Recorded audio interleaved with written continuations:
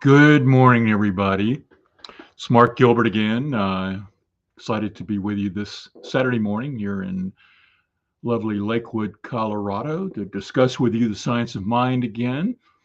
As you know, this is a part of our Saturday mornings Science of Mind Conversation series, where we are continuously looking at the science of mind philosophy, doing it through the running through the textbook, the Science of Mind textbook, the 1938 edition written by Ernest Holmes. And, today we're going to be looking at physical perfection.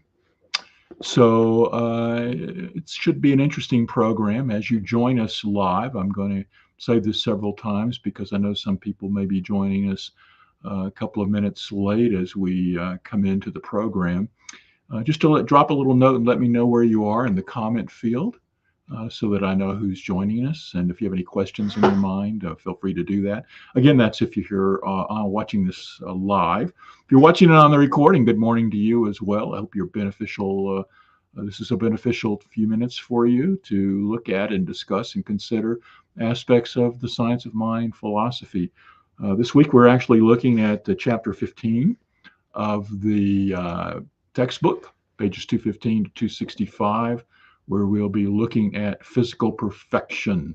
And it's continued. It's part 2.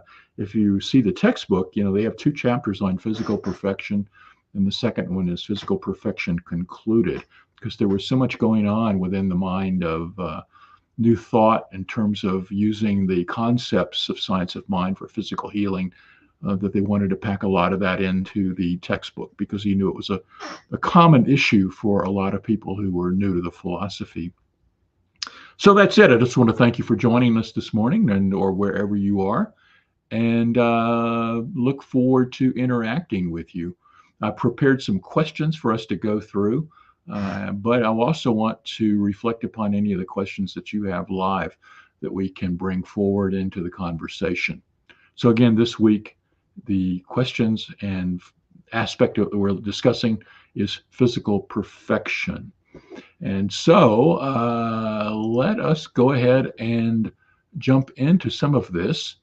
And I am going to share a little, again, this is what we're on, physical perfection concluded.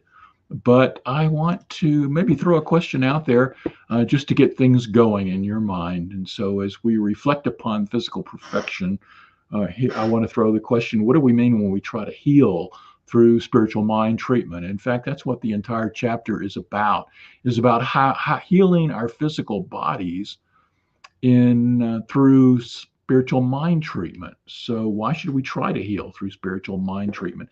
And that's how Holmes actually begins the chapter on page 215. I'll just read a little bit and then come back and reflect on it for a moment. He says, what should we try to heal through spiritual mind treatment? If we were dealing only with the power of thought, we should not expect to heal anything, but we're dealing with a universal principle. Why should we set any limit to its power? Since the law of God is infinite from the spiritual viewpoint, there is no incurable disease as opposed to a curable disease. The law knows nothing about disease. It only acts. The practitioner realizes that his word is the presence, power, and activity of truth, which is in him, which is almighty, which is God. It goes on later on to say to spirit, there can be no incurable disease. So what should we try to heal through spiritual mind treatment? Well, basically anything. And this gets at the core of the philosophy. But before I sort of expound on that for a minute, I want to put this in context. This particular chapter and why Holmes spends so much time talking about our physical perfection and the process of physical healing is because science of mind and new thought came out of the late 1800s, and it came out due in part, not totally, due to the work of Phineas Quimby and others who looked at the power of mind for what was called mental healing. And there was this mental science that was created primarily to address the shortcomings of the physical healings of the day. Now, the underpinnings of the philosophy is that everything is one. There's a divine perfection in spirit. I'm going to say more on that in a few minutes. But that philosophy, bringing it down to the practical human physical side of things, related to many of the people in the late 1800s would go to doctors, and this was still the time of using leeches and bloodletting and things of that nature. Modern Western medicine had not really developed to a point where people could go and trust that going to a doctor or hospital was actually always going to be a beneficial thing for them. So a lot of people started delving into mental treatments as a means for healing themselves, and through that found a lot of success in it.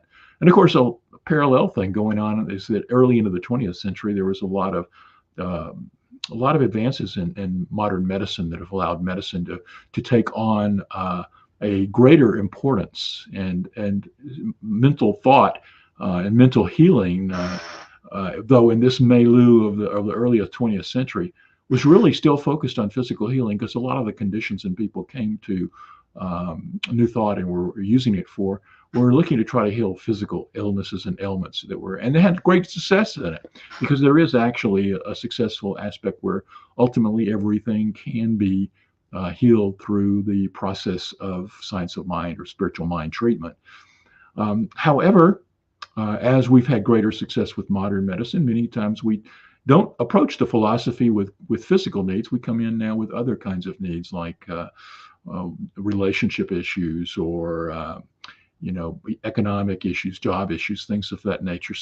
But it's usually worldly conditions that first bring people to the philosophy. So Holmes spent a good bit of time in his textbook, both the early 26th edition and the final 38 edition in the 20th century, to talk about physical healing, because that's where a lot of people were. Now, if you look at the textbook in total, I just want to say that there's sort of a way in which you can see a flow to the book. If you take aside the first introduction, which is that 4-part introduction that we usually use for going back to basics in January in many of our Science of Mind communities, the first chapter and moving through the rest of the book flows through this. The first number of chapters deal with the actual basics of the philosophy itself. Everything is one. God is, and humans, we're spiritual beings having a human experience. That there's a flow of energy, then perfection from the divine down into physical matter. That this physical time is a temporary space and transitionary space where we learn and grow and evolve in our consciousness and return back to oneness in the divine. But we can use the power of our minds to create and manifest things in our lives. And so the very initial underpinnings of the philosophy are around using the power of mind to heal things in our lives. That's where the initial aspects and chapters of the textbook lay out that philosophy. The next chapters of the book, which we're in right now, this one with physical perfection, deal with the concept of how do you take the basic theory of science of mind and apply it in the manifest world of stuff. And so going through the aspect of using it for the healing of physical bodies is where we are within the textbook. And then as you get into the later chapters, we get into the more esoteric concepts of science of mind, where we talk about the eternal nature of life, what the mystics taught, what it means to have Christ consciousness and the like. And so those are really the deeper advanced metaphysics. So it's basic metaphysical theory, it's the practical aspect of it, and then the advanced stuff as you flow through the textbook. And here we are in physical perfection, but the very first thing Holmes says is that when we can use science of mind treatment for anything and everything.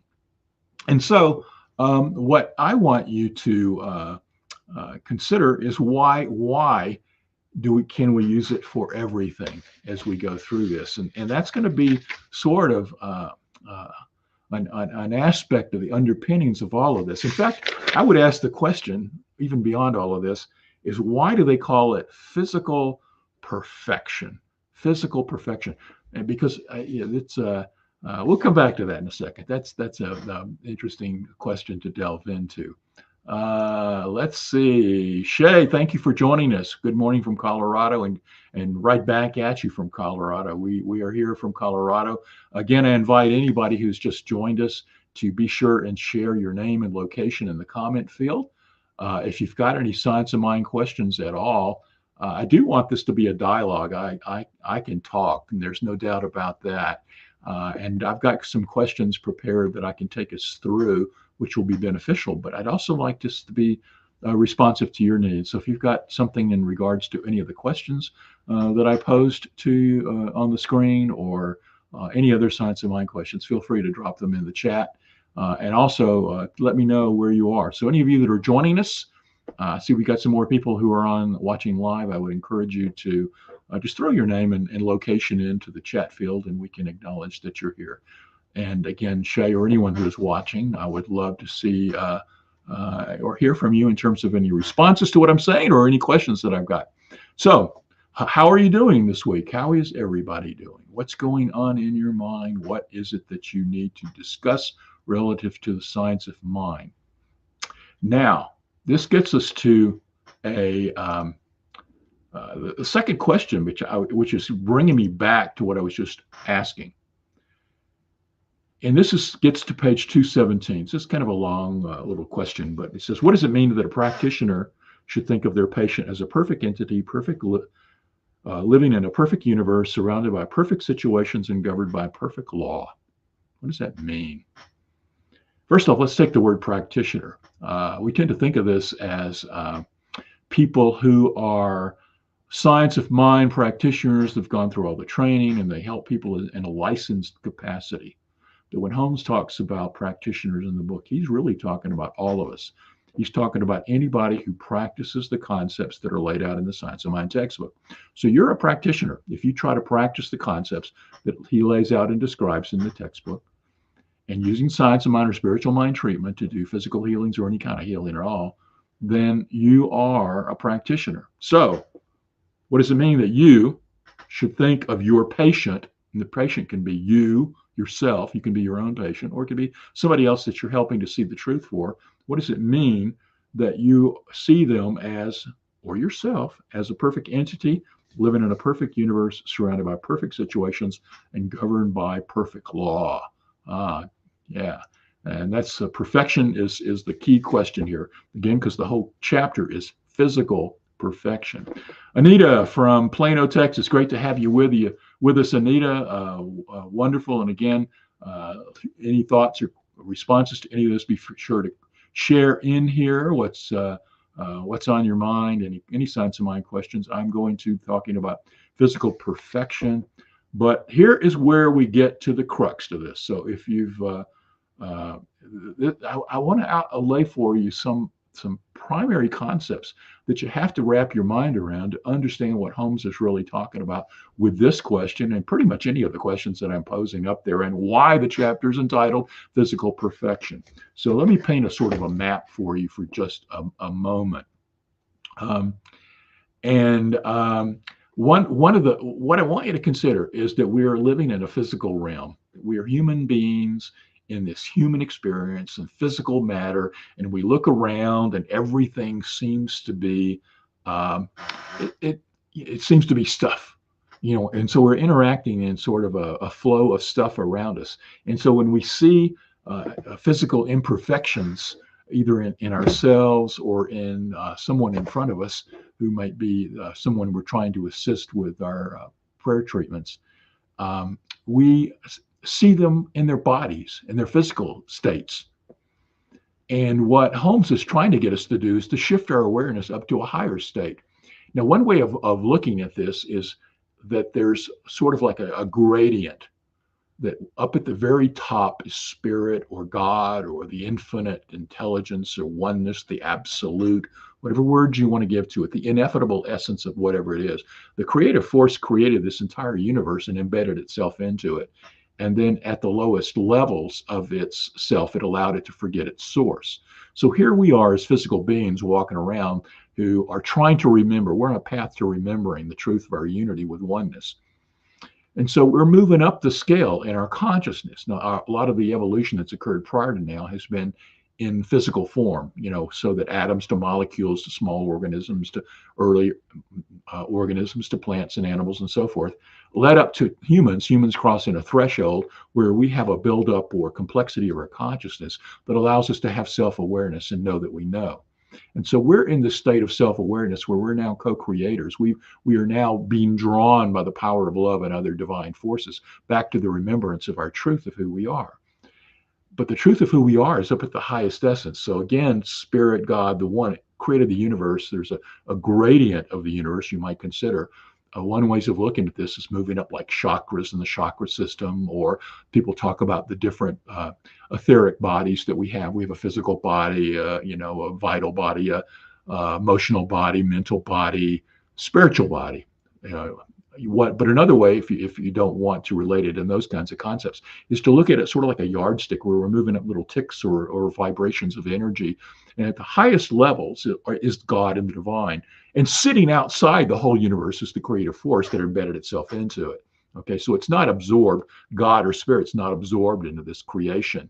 It's outside the creation, but it's also inside the creation. So keeping that in mind, it's allowed us to have these energetic levels and vibrational levels where we're moving up. And so we've moved up through the vibrations of physical form into the levels of using our emotions, our mind, and touching into, through intuition and other forces, into the truth and knowingness.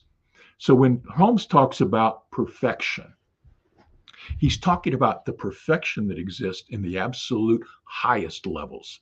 You could think absolute to the relative, the spiritual to the material. And it's these highest levels is where the perfection is. But we also want to see an outpicturing of that perfection in the world of form, the world of matter, the world of stuff that's in front of us. Okay? So when Holmes is asking us for us to think of their patient as a perfect entity, living in a perfect universe, surrounded by perfect situations and governed by perfect law. Notice the caps there in the book. Caps always reflect the highest essence of the divine, the absolute of something, the godness of something. Okay.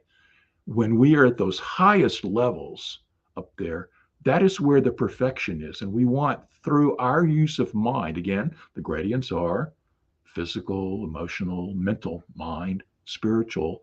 Our mind is where we can use the power of mind to tap into the perfection that's in spirit and use the power of our prayer and our thoughts and our actions to bring that perfection down into the world of form.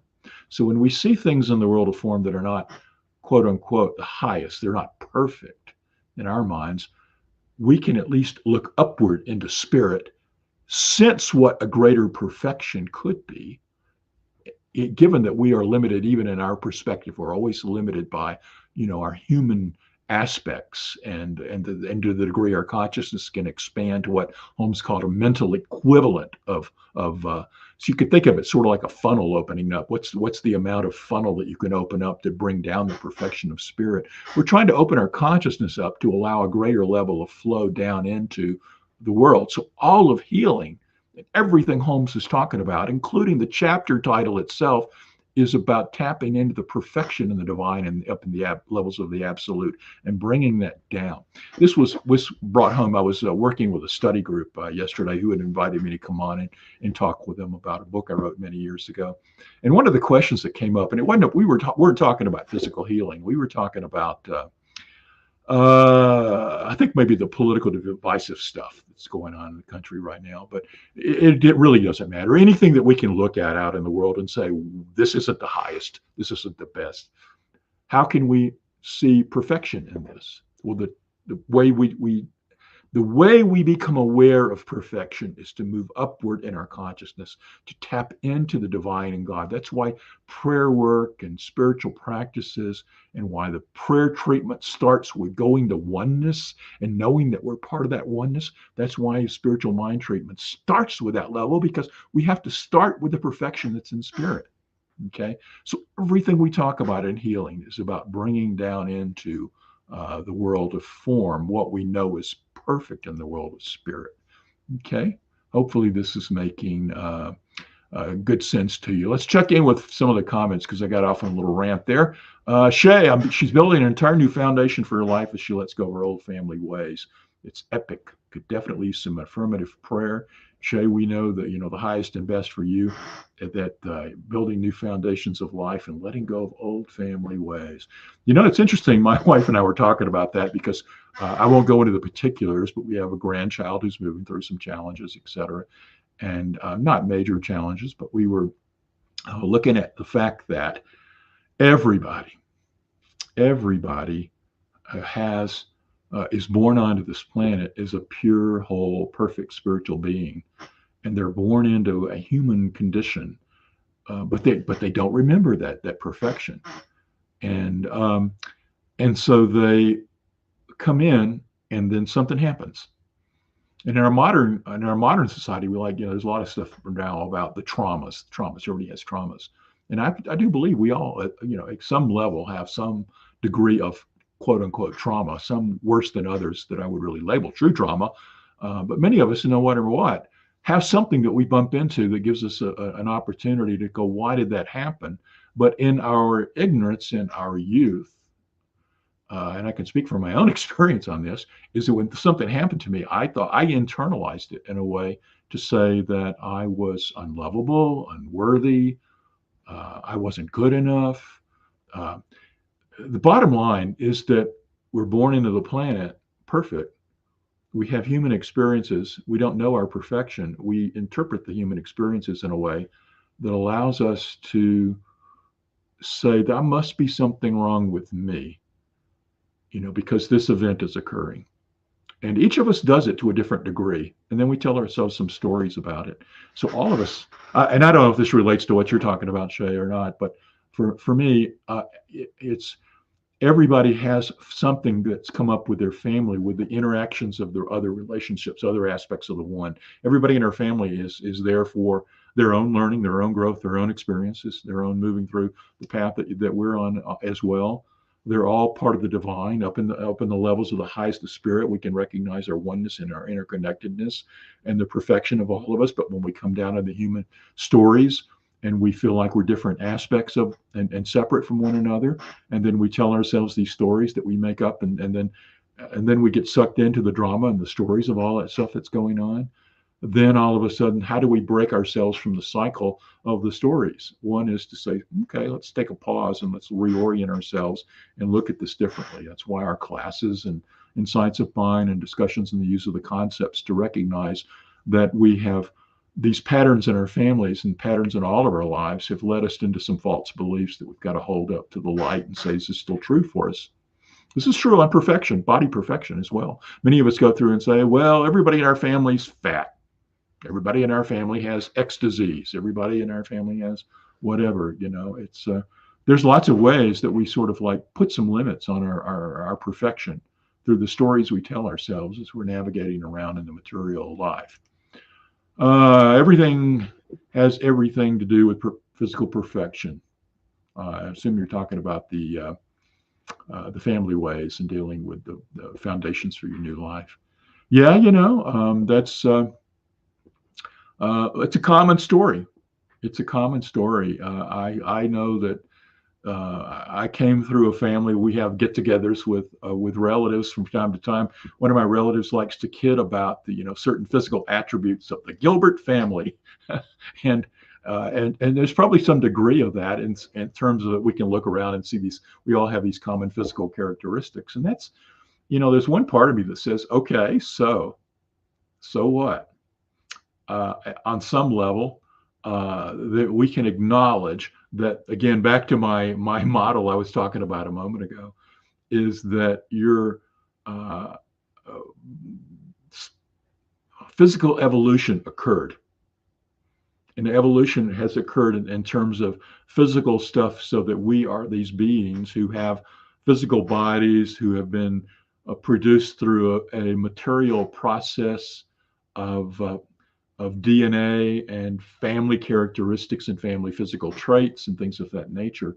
So on some degree, that's true. Okay, so the very nature of the color of my eyes and skin and hair type and physical body attributes, yes, there's parts of that have been inherited physically through the process of physical evolution. But there's also an inner awareness or an embeddedness in all of us of consciousness. Every consciousness in our theory is the ground of all being. Consciousness is in everything. It's in all these books and the shelves and the walls behind me, and it's in this video system, and everything that we're doing is all consciousness. And so consciousness is totally within me. So here I've got this physical body that's marked, that has inherited these DNA characteristics, this physical stuff. But I also have a conscious awareness that's continuously flowing on in me. And it's at two levels. There's the subconscious. My body aspects are continuously, pumping blood and bringing air in and keeping myself healthy and getting myself rid of disease. And I don't consciously think about that. So subconscious is continuously creating in terms of actions within my physical form. And it's also sitting there in terms of memory as well, and old beliefs and patterns that are driving my current thoughts. But there's also a conscious awareness. Consciousness has, again, flowed over into a sense of self-awareness within humans through the evolutionary process. And we have the opportunity to change our thinking and say, okay, how can I tap into the divine perfection that's up there and bring that into this physical form? And part of that is recognizing that sometimes the limitations, or what we thought were limitations based on our physical form, are or whatever we're dealing with, was brought about by that physical stuff. How can I use my consciousness to overcome that? Sometimes it's rewriting the story. Sometimes it's recognizing there's a healing force within you that can move beyond. If the point is, and I see you got another comment, let me bring that one up. You're working through some physical pain resulting from bearing the trauma, so physical perfection is desired. Yeah, and it's interesting you would say that, because there's different ways that we can manifest these stories that we've told ourselves. Again, does my body and its DNA is naturally going to produce X in our bodies? And many families like to track their genealogy so that they can see what's the natural pattern and tendency of their body to create certain things. And that's okay. There's nothing wrong with it. I think that's good and healthy, and where we are in our consciousness level, I think we should do that, but don't limit ourselves by it. So what happens when we find out there's something that we've inherited in terms of a tendency? Does that write our story? Does that write our outcome for this time as a human and our bodies and what we're going to feel? And we can reorient how we look at our bodies. If we think they're not perfect, we can see them perfect. We can see, if you think you're not attractive, or you can reorient how you tell the story about yourself. That's easy. But if we buy into the fact that our bodies are controlling the outcomes of all our illnesses and physical stuff, which is easy to do, then we will be limited by that thought as well. We need to write another story. Now, that gets into another aspect of a physical healing, a physical outpicturing of further life of a person. Is that always the highest and best outcome? And it's a longer story, but the question, of course, is no, it's not. that sometimes the highest healing is to release the physical form and move on to higher levels. So in physical pain, so we work through and have trauma, we have stories we tell ourselves, and we're working through physical pain. So certainly use the concepts and ideas and findings of modern science to control the pain, but also use the power of your thoughts and affirmative prayer to see what you can do to release the pain, to move through and see a divine perfection within your form, and reach out for help when it's with prayer, just as you have, so that you can move through it and have somebody hold the truth for you as well, because there is only one mind, one consciousness, which we are moving through. And so it's we all have a perfection at the highest states, and I can't stress enough the idea that I was talking about a moment ago is that when we talk about perfection, we're talking about the perfection in the realm of the spiritual level, and us being the open flow through our mental acceptance to bring it down into this temporary state that we're flowing through.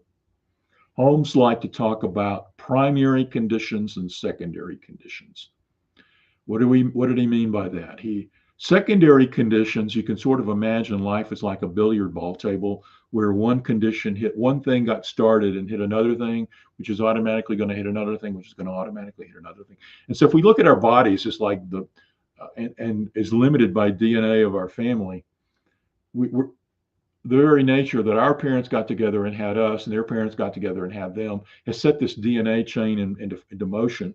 And if we are limited by that, then we are limited by the secondary causes of the DNA aspects of things knocking around, as well as the complexity of the planet knocking around on us, leading to who we are. Is that the entire story? Well, those are secondary conditions that are in play. And so they do have an impact if we don't do what Holmes calls introduce a primary cause. The primary cause is consciousness. And so if we can use the power of our consciousness and create introduce a new thought into the mix, it can be like introducing a new billiard ball into a table already in motion. It's going to change the outcome. So you're, yes, stuff out there is going to keep manifesting in the direction that it's going. And if you like the way it's going, let it alone. Just bless it and see the good in it. But if it's not knocking in the way that you want, introduce the new thought. Introduce the new thought. And you have to hold to the truth that you know the primary cause is going to impact. And now I want to get back to the idea that what is the perfection that we're trying to manifest? And sometimes the perfection is a greater perfection than what in our limited consciousness we can see is what's perfect. And sometimes we go through physical illnesses and other challenges and the trauma of our lives as an educational impetus for us on the planet. So you're here to learn and grow and move through. And sometimes the trauma and the physical aspects of its outpicturing are an opportunity for growth for you. But so can everything that seems to be less than the highest good for you. And that can be the political polarization we're going through on the planet. It can be any challenges you're having in relationships or jobs or career or money, anything that's less than what you want. It's an opportunity for you to grow and to reorient your life. And so we can only do what we can do as individuals, one expressions of the one and an individualized expression of the one. We, through our lives, can change our lives and through that impact the planet at a greater level. But we have to start where we are. And sometimes that's with physical issues. And we have to start by shifting our focus, not staring at the physicalness of what's lacking, but to stare at the perfection and the divine and bring that into our awareness and know that. And no, it's not to deny. It's not to deny the conditions aren't existing, but to know that they are there as a guidepost for us to shift and to grow and to learn from them, and to bring a higher expression down in.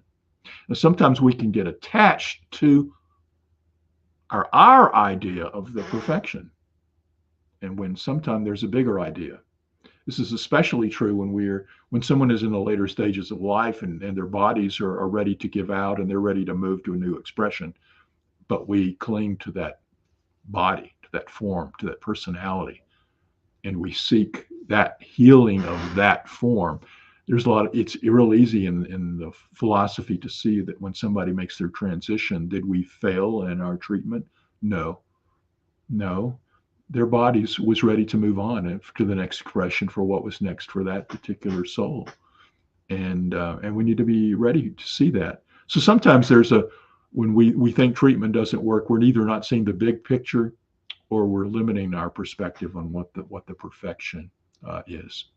Again, if you've got a question or comment, drop that in to the chat, and I will try to bring it up. If you're just joining us, be sure to put your name and location in the field, even though I'm talking about physical perfection today and chapter 15 of the Science of Mind textbook. Anything that you bring forward into the chat that is relevant, I will try to bring that into the program. Let's see. Hey, if you want to know more about me, you can visit my website, consciousbridge.com.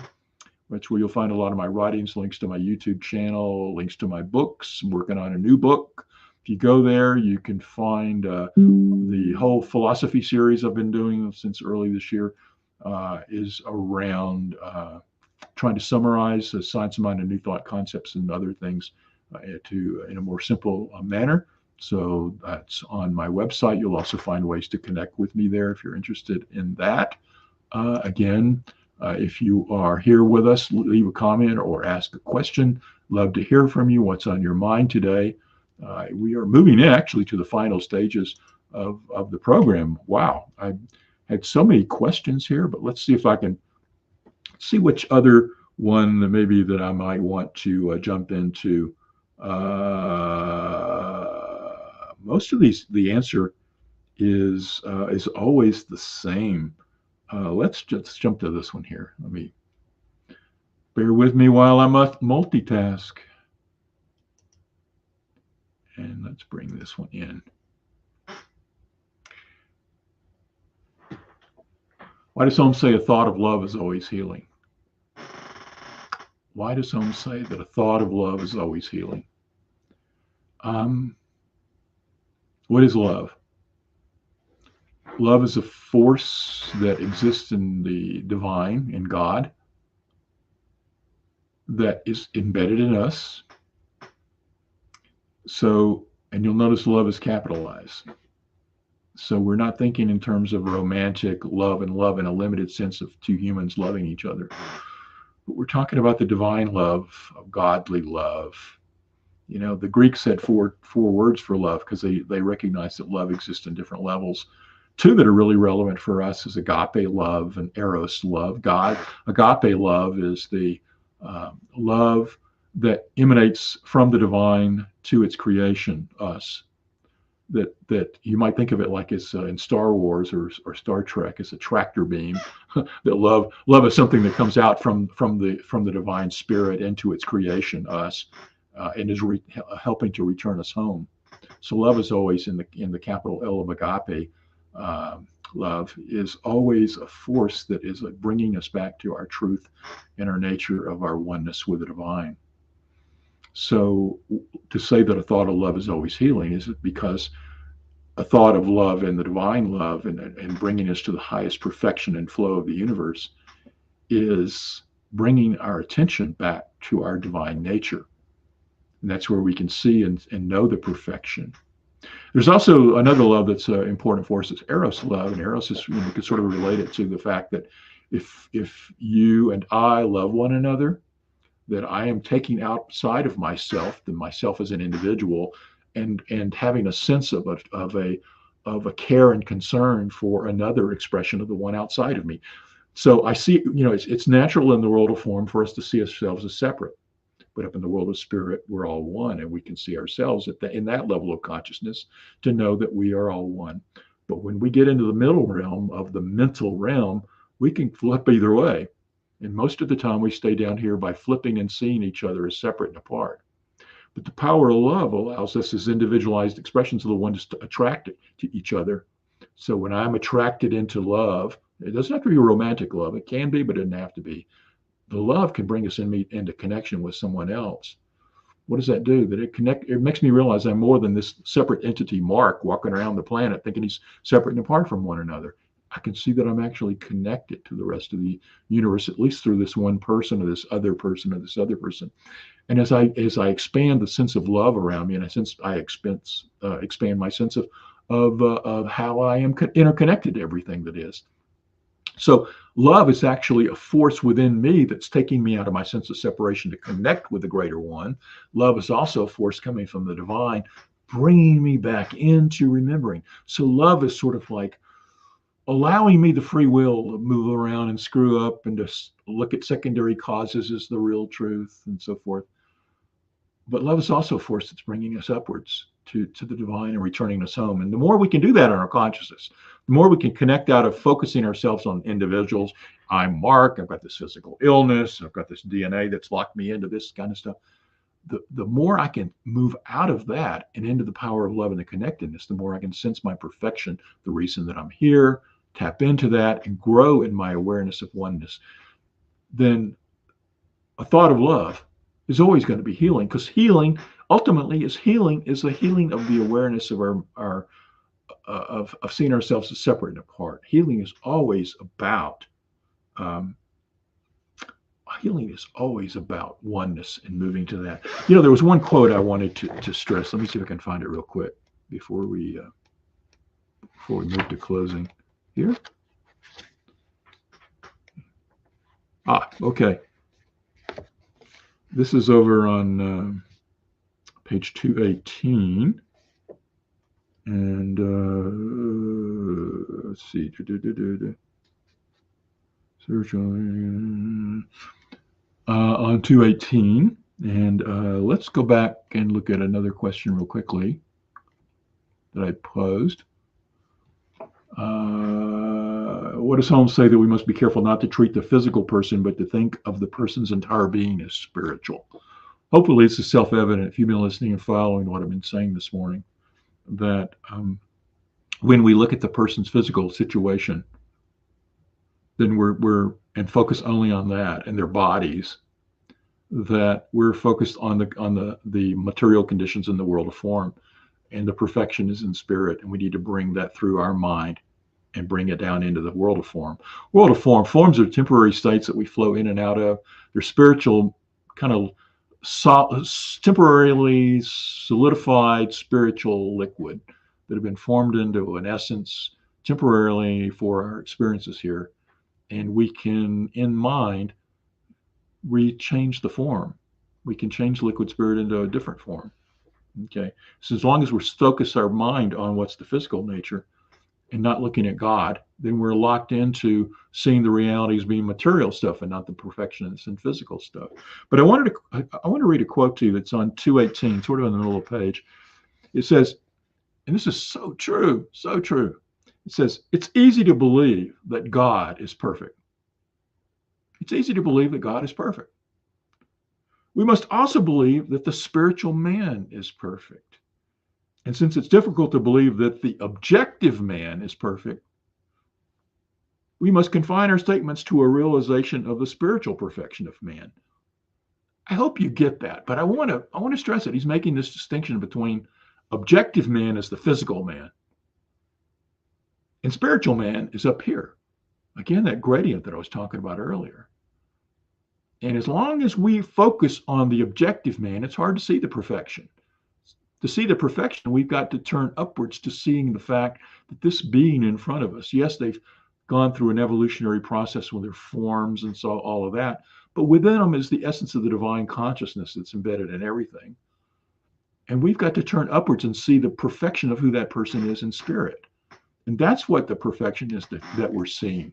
And that's the whole essence of this chapter. In fact, I feel like I'm being repetitive, but it's such a key concept. I feel like I really have to bring it forth and really lock it in. I want to look at one other thing though before we end, and that is that there was an interesting comment I thought, why in physical perfection did Holmes throw in the question of weather, the weather? And I've got page 259 up there, but it starts on 258.